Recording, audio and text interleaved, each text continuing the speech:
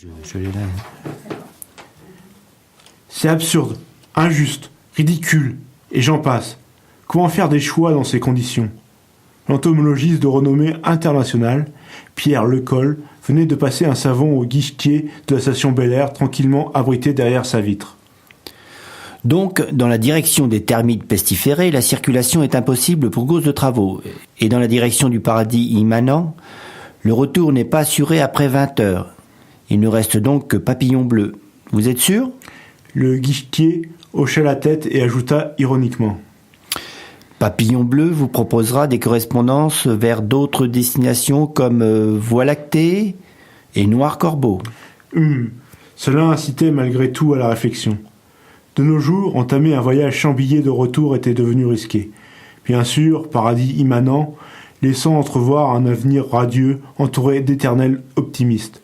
Toutefois, cela n'était pas du goût de Pierre Lecoll, entomologiste publié et interviewé dans 50 langues parlées et 13 mortes. Mais il en avait assez de chasser les papillons, de surcroît bleus, à travers la planète entière.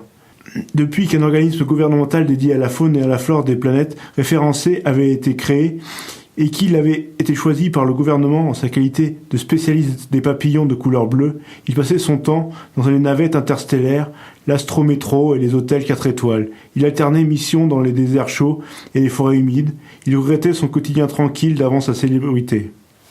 Quelques autres espèces, moins ragoûtantes, l'auraient positivement ravi. Il avait pu les atteindre en un coup d'astrométro sans correspondance. Il en avait assez de parcourir le système solaire à la recherche de ces insectes disparus à cause des collectionneurs égoïstes. Vive les cafards, les oiseaux de mauvais augure. Même si sa réputation dépassait les frontières de l'espace connu, il était mal vu de la plupart de ses collègues qui préféraient se consacrer aux mammifères disparus et aux espèces récemment identifiées. L'accueil qu'on lui réservait lors de ses missions était de fait plutôt froid. Les papillons n'étaient plus à la mode en cette ère de découverte majeure, notamment sur les possibilités phénoménales de survie après la mort et qu'il considérait lui-même comme grotesque au vu de son caractère pessimiste. C'est pourquoi il cherchait à se reconvertir tout en préservant sa notoriété. Son dernier voyage avait été stressant entre le décalage horaire et le changement d'air brutal des stations, limbe éternelle et pics de chaleur. Il ne souhaitait pas réitérer une telle expérience, surtout avec la grève des docteurs de remodelage spatio-temporel. Sans celui qu'il avait consulté dernièrement, il serait resté coincé à la station mal du pays pendant un temps incertain.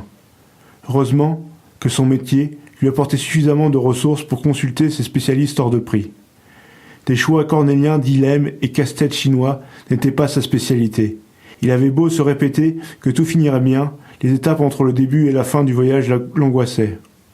Le guichetier, le voyant cruellement pensif, tandis que la fille d'attente s'allongeait derrière lui, finit par lui dire blasé. Dans la vie, il ne faut pas trop réfléchir. La chasse aux papillons de Evelyne Ménesson.